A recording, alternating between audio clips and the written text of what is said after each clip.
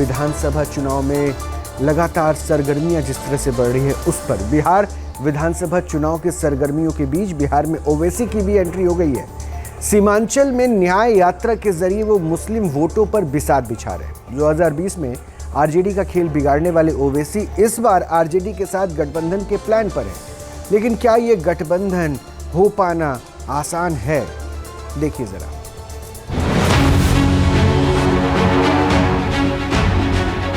मैं बताना चाह रहा हूं तेजस्वी यादव को, ये हमारी कमजोरी नहीं है। हम ताकत की बुनियाद पर तुमको लिखकर दे रहे हैं। तुम फैसला जो लेना चाहते ले लो, मगर याद रखो चुनाव के बाद तुम ये नहीं कहना कि मम्मी डैडी मेरा बैट और बॉल लेकर कोई भाग गया। मैं हैदराबाद से आया हूं, चांद से नहीं आया हूं, इसमें कोई बुरी बात नहीं है। और अगर जो कह रहे हैदराबाद से आया, तो फिर वो जो हरियाणा से आकर बिहार में राज्यसभा का एमपी बन जाता है, उसमें तुमको पेट में दर्द नहीं होता? कभी तेवर कभी तंज, बिहार के सीमांचल में उतरे Owaisi full on action mode में नजर आए।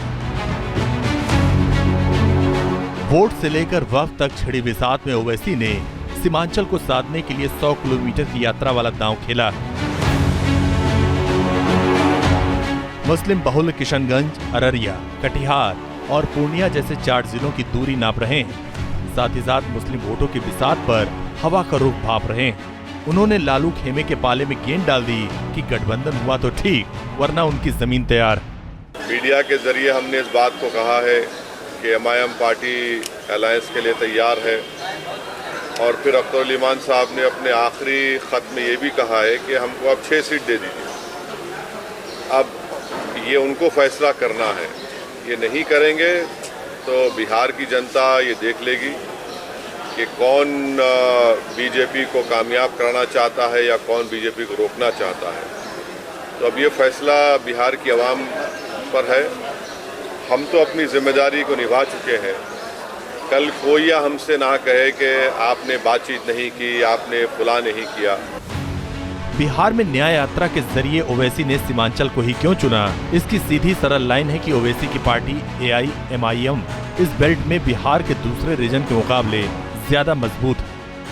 2020 के विधानसभा चुनाव में ओवैसी की पार्टी ने यहाँ 5 सीटों पर जीतकर बड़ा उलटफेर कर दिया था। हालांकि बाद में 4 विधायक आरजेडी में चले गए। AIMIM की टूट पर ओवैसी तेजस्वी पर बरसते भी रहे और अब उन्हीं की ओर देख भी रहे हैं।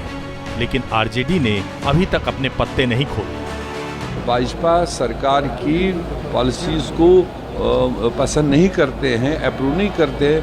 ऐसे सब लोगों के लिए तो प्लेटफार्म है कि सबको इकट्ठे मिलकर लड़ना चाहिए, ताकि कड़ा जवाब उन पार्टीज को दिया जाए जो देश में इस तरह का माहौल पैदा कर रहा है।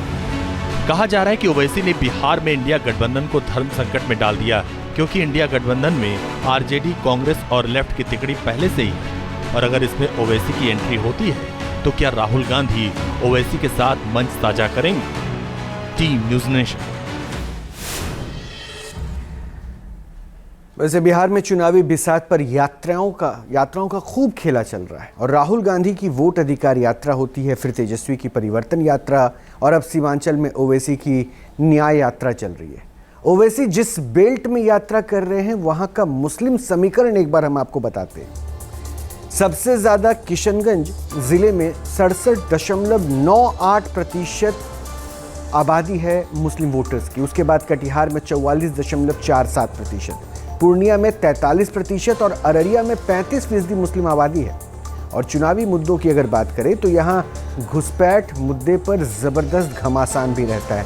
इसलिए इस इलाके में अगर ओवैसी किसी तरह की यात्रा कर रहे हैं और वहां से संदेश दे रहे हैं तो इसके मायने अलग हैं। जहां भक्ति है हर शब्द में, कथाओं में छुपे हैं दिव्य रहस्य, और ज्योतिष देता है जीवन को दिशा। धर्म से जुड़ी हर बातों को जानने के लिए हमारे चैनल स्तुति को सब्सक्राइब करें।